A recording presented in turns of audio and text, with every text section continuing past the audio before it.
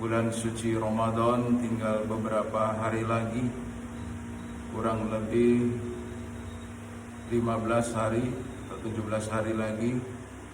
Maka oleh karena itu kita sebagai umat Nabi Muhammad SAW senantiasa selalu berdoa kepada Allah Subhanahu wa taala keberkahan di bulan Rajab, Sya'ban, dan harapannya usia kita disampaikan oleh Allah Subhanahu wa taala kepada bulan yang kita nantikan, yaitu bulan Ramadan. Maka juga dilakukan oleh Rasulullah SAW dan juga oleh para sahabatnya. Doanya itu beliau 6 bulan pasca Ramadan dan juga 6 bulan menjelang Ramadan, doa untuk keberkahan itu selalu beliau sampaikan pada Allah Subhanahu wa taala. Kalau 6 bulan pasca Ramadan, beliau berdoanya adalah agar selalu diberikan kesempurnaan, yaitu pelaksanaan ibadah di bulan Ramadan itu sendiri, baik itu ibadah puasanya, kemudian sedekahnya, kemudian ibadah sholat atau ibadah qiyamul lail yang sering juga kita baca, Rabbana taqabbal minna sholatana wa qiyamana wa qu'udana wa ruku'ana wa siyamana wa ta'budana wa tilawatana wa shadaqatina bi rahmatika ya arhamar rahimin. Ya Allah, kabulkanlah, terimalah dari kami amal kami, masuk ibadah puasa kami, sholat kami, sedekah kami, tadarus kami, sedekah kami. Itu yang selalu kita baca ba'da sholat.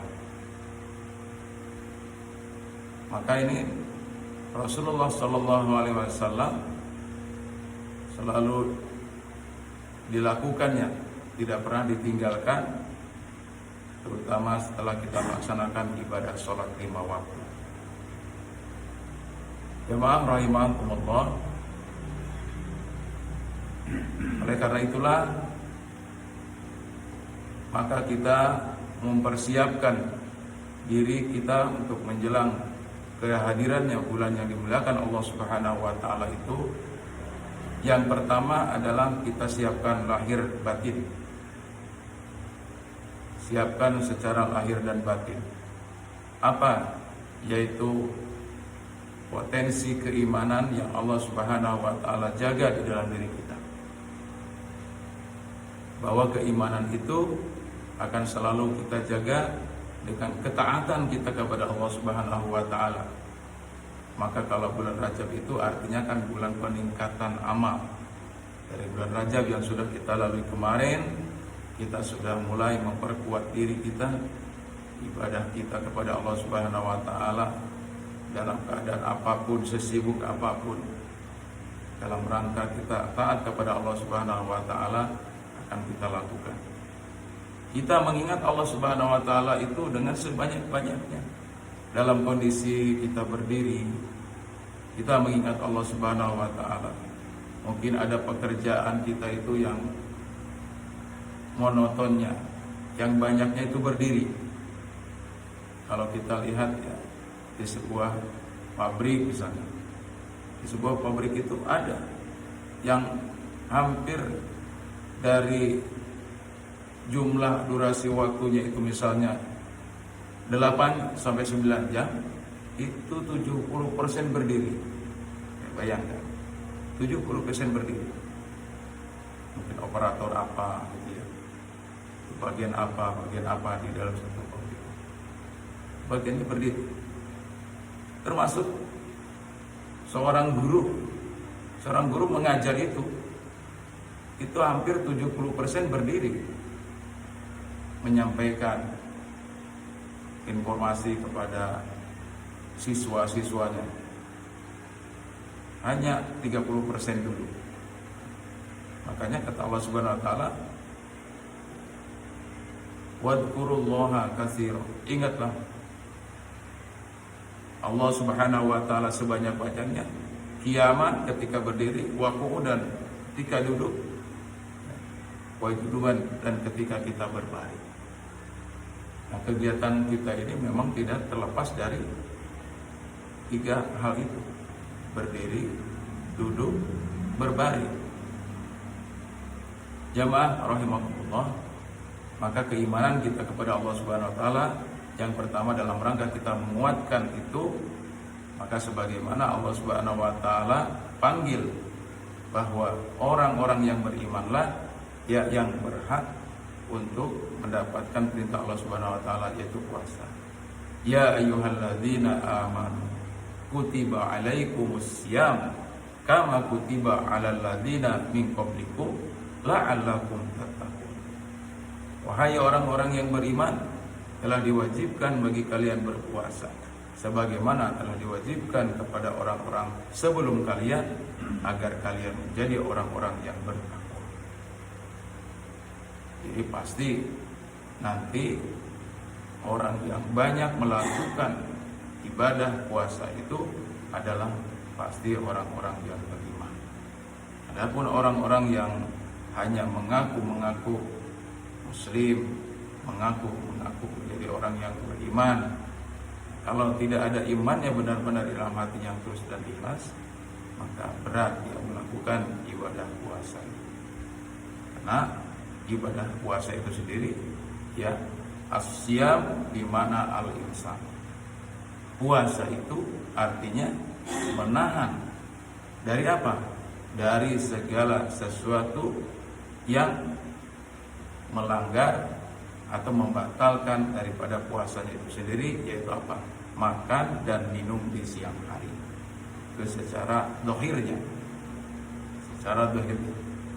Secara batinnya adalah yaitu menahan dari sesuatu yang bisa merusak, bukan hanya membatalkan puasa, tapi merusak daripada nilai-nilai ibadah puasa itu sendiri. Kenapa? Karena banyak orang yang menahan lapar, menahan haus, sementara dia tidak mampu menahan matanya dari apa? Dari perbuatan maksiat, dari sesuatu yang dilarang oleh Allah Subhanahu wa taala. Tidak tahan ia mendengarkan sesuatu yang membuat nafsunya ya, terpengaruh. Tidak tahan ya melihat lisannya lisannya itu untuk membicarakan sesuatu yang tidak bermanfaat. Ini di bulan Ramadan, maka hal-hal yang bisa merusak daripada nilai-nilai puasa justru itulah yang paling berat. Kalau hanya sekedar menahan lapar dan haus saja, itu kebanyakan orang bisa. Maka nanti ada tingkatan-tingkatan puasa dalam orang berpuasa. Inilah yang harus kita pahami sebagai sesuatu yang harus kita persiapkan, dan itu adalah merupakan ilmu, ya, merupakan ilmu. Jadi orang yang sebelum kita melaksanakan ibadah puasa, maka kita harus mempersiapkan secara lahir dan batin. Kemudian yang keduanya juga kita mempersiapkan untuk kesehatan. Tidak ada orang yang bisa melaksanakan ibadah puasa dengan baik dan benar, juga tetap dalam keadaan aktivitasnya sehari-hari. Mentang-mentang kita puasa, maka kita juga berhenti melakukan aktivitas kebiasaan sehari-harinya. Yang ke kantor libur misalnya, yang ke toko juga nggak berangkat, yang dagang demikian dan seterusnya, yang guru juga berhenti libur, bukan begitu. Tapi justru kita tetap melakukan aktivitas kebiasaan kita sehari-hari, maka tetap juga puasa kita agar kuat kita puasanya dan juga kuat melakukan aktivitas sehari-hari, maka kita harus memelihara kesehatan itu. Dengan cara apa? Ya tentunya sebagaimana sunnah baginda Rasulullah SAW, kalau kalian berpuasa maka sunnah muakkad untuk melaksanakan makan sahur.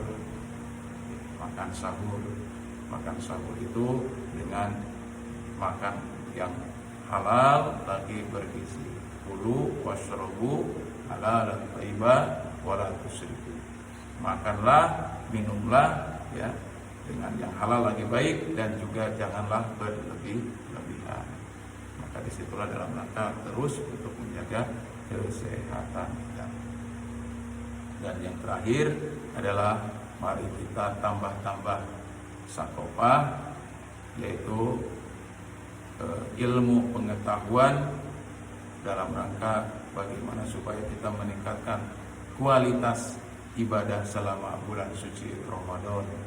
Jadi hal-hal sesuatu yang sifatnya itu dapat merusak daripada nilai-nilai puasa kita, maka justru di bulan Ramadan itu kita perbanyak pemahaman di dalam melaksanakan ibadah puasa yang baik dan benar sesuai dengan yang dianjurkan oleh baginda Rasulullah Muhammad Sallallahu Alaihi Wasallam. Buka-buka lagi kitab-kitab fikih saumnya, ya tentang di situ ada tata beribadah puasa menurut baginda Rasulullah Muhammad Sallallahu Alaihi Wasallam, sehingga kita tidak ingin kejebak sebagaimana sabda Rasulullah Sallallahu Alaihi Wasallam, kam min siyamin laisa min siyamihi ilal ju' wal atas.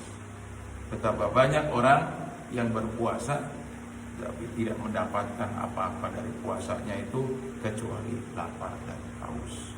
Jamaah subuh rahimakumullah, ini saja yang dapat saya sampaikan sebagai permulaan dalam rangka kita menyambut kedatangan bulan suci Ramadan. Dan sebelum diakhiri, saya mengingatkan kepada diri saya, kepada keluarga, dan juga kepada jamaah semuanya, kalau ada keluarga kita, ahli keluarga kita yang masih ada hutang piutang dengan Allah mengenai puasa qadanya di bulan yang lalu, di tahun yang lalu, mari kita ingatkan untuk segera membayarnya, mengqadanya berapapun harinya yang dia tidak melaksanakannya pada hari itu. Kenapa? Karena sudah pasti kalau perempuan itu ada bulanannya. Kalau kita sebagai laki-laki, kalau nggak dalam keadaan sakit atau dalam keadaan perjalanan jauh yang sangat sulit untuk menempuhnya, ya kita boleh berusaha untuk berbuka di situ.